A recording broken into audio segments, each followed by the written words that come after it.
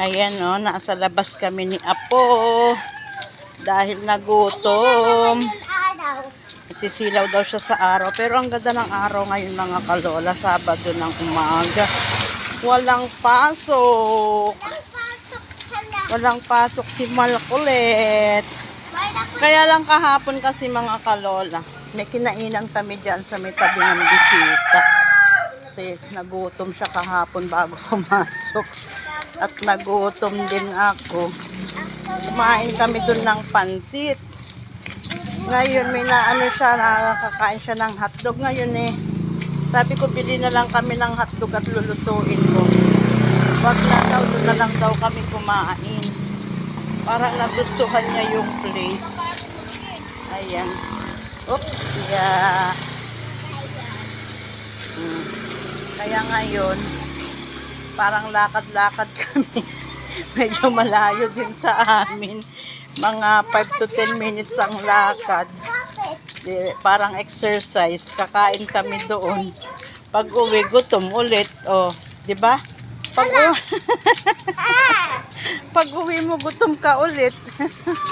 Ala. At tignan natin kung bukas ngayon kasi Sabado. Hindi ko alam kung nagbukas sila. Kaya dadayo kami ngayon ng almusal. Bili mo ako ng bike natin, Mama.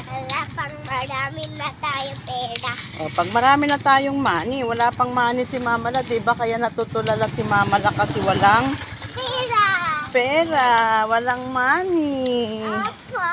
Ayan yung kantin, oh, Lamian. Ano ba yan? Lamian Eatery. Siguro Bisaya itong may-ari, kaya ganun. Lamian. Di ba alam natin pag Lami, Bisaya or Bicol. Mama La. Kain kami. Mama La. Red na hotdog lang naman talaga yan eh. Yung inano mo ka, kung hindi mo binalikan. Ano? Kaya lang nakakontra ka pala sa araw. Oh. Sabihin mo, Mami, dito kami kain. Kanton tsaka hotdog. O, ayan o, diba? Ayan, para maiba din yung paligid niyang kumain. Kaya nagyaya dito sa labas. Kahapon lang siya dito kumain eh. Ngayon naalala niya. Baka tuwing umaga dito ka na magyaya. Ha? Pag walang pasok lang ha.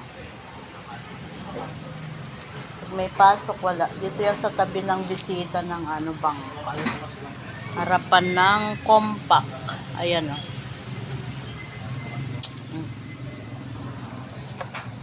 Kain ka na.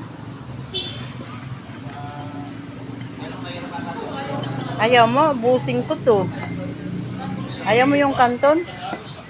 Uubusin ko to.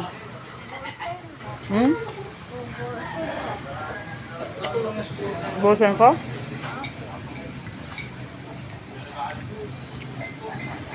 Dito na kami makialmusal kaysa iuwi pa namin.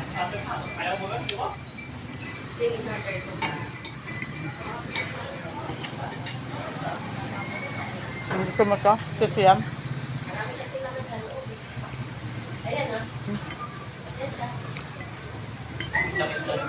Masarap naman yung pansit nila dito mga kalola. 15-20 busog ka na. Kung sa ka sa araw. Ano no? Bye-bye. Ayan, tapos na kaming kumain. Pauwi na kami mga kalola. Nabusog na daw si Colette. O diba? Kasi ilang araw na nagmumukmuk kami sa bahay. Dahil nga wala akong ganang gumalaw. Dahil ang kakaproblema tayo ngayon mga kalola sa financial. Sobrang hirap talaga pag pera na yung ating kapos.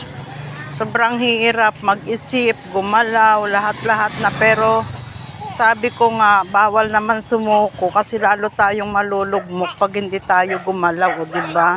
Kaya eto, lakad-lakad. Hanap tayo ng para ma-rewind naman yung ating isipan. So ayan lang mga kalola. Bye-bye for now. Ito lang yung aming update for today's video. Bye-bye. Love you all. Mwah.